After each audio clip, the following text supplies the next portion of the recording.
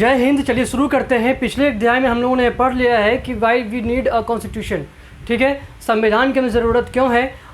Federalism भी हम समझ चुके हैं और आज उसी का की फीचर का दूसरा पार्ट पढ़ने वाले हैं जिसका नाम है पार्लियामेंट्री ऑफ गवर्नमेंट। ठीक है, तो देखते हैं कि पार्लियामेंट्री ऑफ गवर्नमेंट का मतलब क्या होता है और आज हम समझ लेंगे कि इलेक्टेड रिप्रेजेंटेटिव कौन होते हैं, एमपी कौन होते हैं, लोकसभा राज्यसभा क्या होता है, पार्लियामेंट हाउस किसे कहते हैं।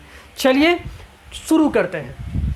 पार्लियामेंट्री फॉर्म ऑफ गवर्नमेंट, इसका मतलब क्या है, तो संसदीय सरकार, यानी कि सरकार जो है संसद के थ्रू, और या फिर सरकार जो है संसद को कैसे चलाती है।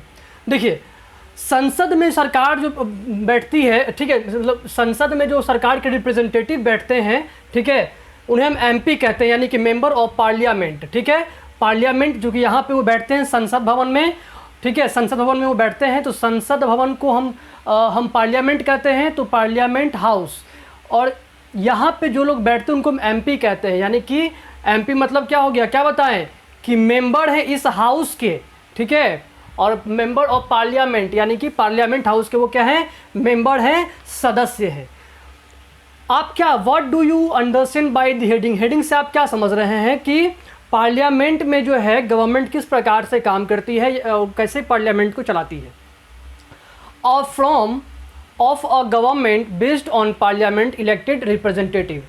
हमारे यहाँ का जो भी गवर्नमेंट है ना, वो किस चीज़ पे बेस्ड है, पार्लियामेंट पे बेस्ड हमारे यहाँ गवर्नमेंट है, यानी कि पार्लियामेंट के हिसाब से हमारे यहाँ का देश चलेगा। ऐसा नहीं कि कोई भी कुछ भी बोल दिया और देश में वो चीज़ होने लग गया, ऐसा नहीं होगा। ठीक है, तो ये आपका पूरा का पूरा ऐसे हमारा देश चलता है। अगर हम आपको कह लें कि पार्लियामेंट क्या है, तो पार्लियामेंट जैसे एक गाड़ी होता है ना, और गाड़ी का ड्राइविंग सीट होता है, जिधर जिधर गाड़ी का ड्राइवर हैंडल घुमाएगा, ड्राइवर मतलब जो चाहेगा जिधर चाहेगा उधर उसको घुमाएगा, गाड़ी उधर से घूम जाएगा। वैसे ही आप समझ लीजिए कि हमारे देश का पार्लियामेंट जो है स्टीयरिंग की तरह काम करता है गाड़ी का। जिधर पार्लियामेंट हाउस में जो भी होगा ना, जो भी इशूज़ होंगे, सारे इशूज़ का समाधान हमारा यहीं पर मिलता है। अब देखते हैं कि constitution of India guarantees universal adult suffrage voting right to all. यानी कि क्या है कि हमारे देश में कॉन्स्टिट्यूशन ऑफ इंडिया के द्वारा ये यूनिवर्सल अडल्ट फ्रेंचाइज, यानी कि सभी को क्या है, सभी को वोटिंग राइट्स है।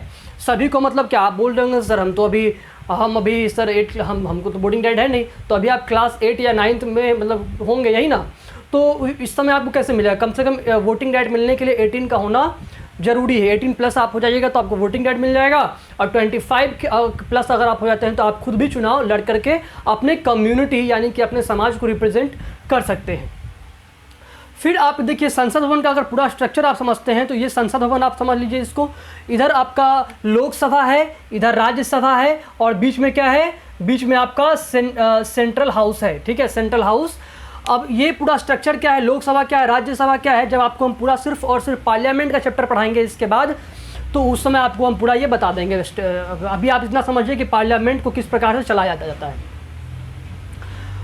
Way by people of India directly elected their representative.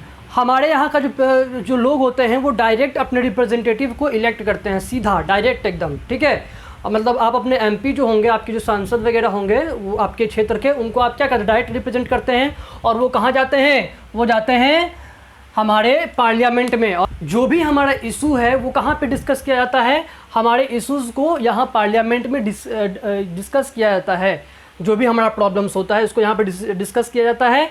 जो भी मतलब अब कुछ लॉ बनाना है, अभी मान लीजिए कि देश में हमें किस चीज़ की ज़रूरत है, जैसे कि आपको बताए थे सती प्रथा थी, तो सती प्रथा को ख़त्म किया गया। कहाँ से ख़त्म किया गया, इसी पार्लियामेंट में ख़त्म किया। बहस कहाँ हुआ होगा, इसी पार्लियामेंट में बहस हुआ होगा कि भाई सती प्रथा ठीक चीज़ नहीं है, इसको ख़त्म किया जाए। ठीक है, सती प्रथा क्या है, तो पहले के ज़माने में होता क्या था ना, कि अगर मान लीजिए कि हिंदुओं में रिवाज था कि मान लीजिए कि हस्बैंड का डेथ हो गया तो उसी चिता पे उसकी जिंदा वाइफ को भी बैठा करके जला दिया जाता था। तो इस बहुत गलत प्रथा था। तो उस समय क्या हुआ कि इसको फिर से यहाँ पार्लियामेंट हाउस से क्या कर दिया गया, बैन कर दिया, ख़त्म कर दिया गया।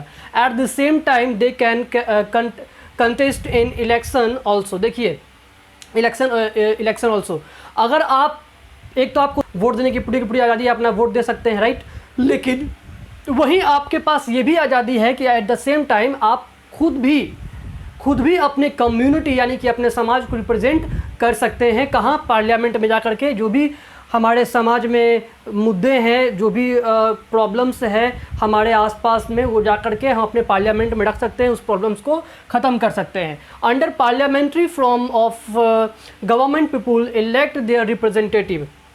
ठीक है, तो अंडर पार्लियामेंट्री पार्लियामेंट में हम लोग क्या करते हैं, पीपुल्स को ये करके मतलब इलेक्ट कर करके, सेलेक्ट कर करके, अब यहाँ पे इलेक्ट कर करके, वोट दे करके हम लोग यहाँ पे भेज देते हैं पार्लियामेंट में।